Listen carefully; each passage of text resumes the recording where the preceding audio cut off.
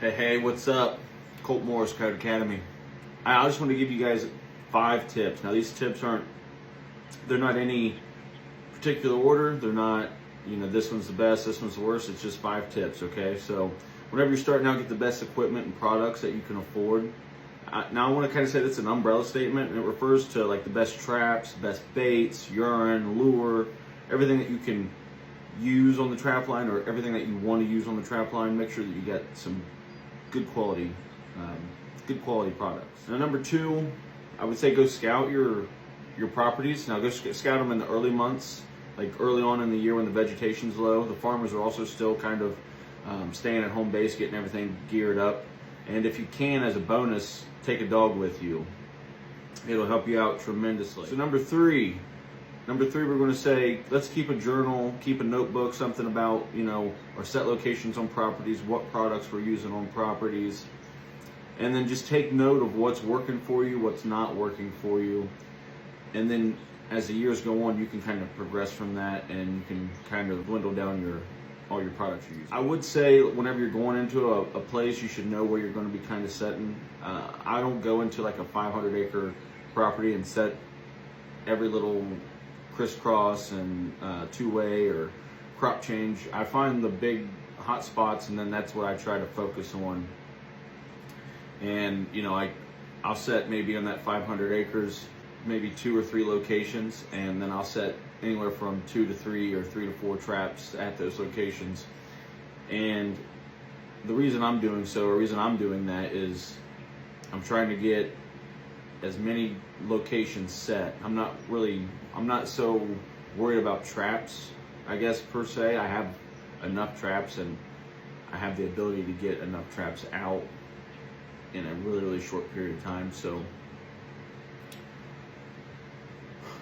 whenever I'm setting it, if I can, I'm just wanting to get as many of those locations that I can get out set heavy, and then I'm gone. I want to get to 3 miles down the road, or 5 miles down the road, 7 miles down the road, whatever you can kind of get away with.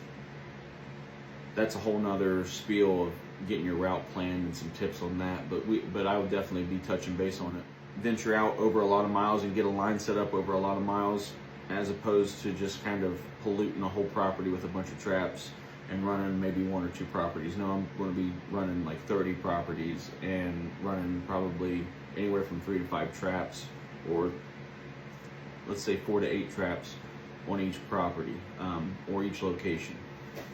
So if I can get 30 properties, let's just say on an average I'm setting up 2 to 3 locations per property. So I'm setting anywhere from 60 to 90 set locations.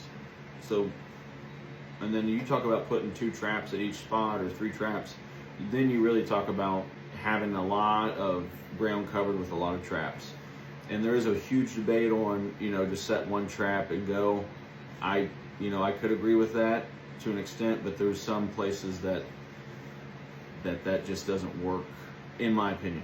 Now, moving forward, I think all those tips right now have been really, really good, but I guess tip number 5, and it's a really good tip, but make sure you have a spare of everything necessary that you're going to be using on the trap line. It'll save you a headache, it'll save you a lot of running and a lot of cussing, and just your blood pressure's shooting up through the roof, and it's just, you don't want it. There's a lot of tips that I could just continue to rattle off, and like I said, these are in no particular order. I'll be giving out a lot more tips kind of as time goes on. We'll touch base on this, but a bonus tip when going out, let's just say going out and getting permission, make sure you get a written permission and don't get a verbal. I've been down that road before, brother, and I'm telling you, you just save yourself a little bit of hassle. I do kind of want to go into a really, really good, valuable piece of advice I would say that would be amazing for young trappers. And obviously you want to learn all the fundamentals and everything, but you want to be able to set yourself up if you're going to want to be an outdoorsman and want to spend a lot of your time afield. You're going to want to try and become financially stable, and doing so, it's going to give you the freedom that that you want or that you know that you so desire. So appreciate you, Colt Moore Scout Academy. If you guys have any questions, if you need anything, give me a shout. Like I said, you know, hey, if you did like this video, just give me a like, give me a sub, leave a comment. You know, tell me how much you love it, how much you hate it, and we'll go from there. Appreciate it.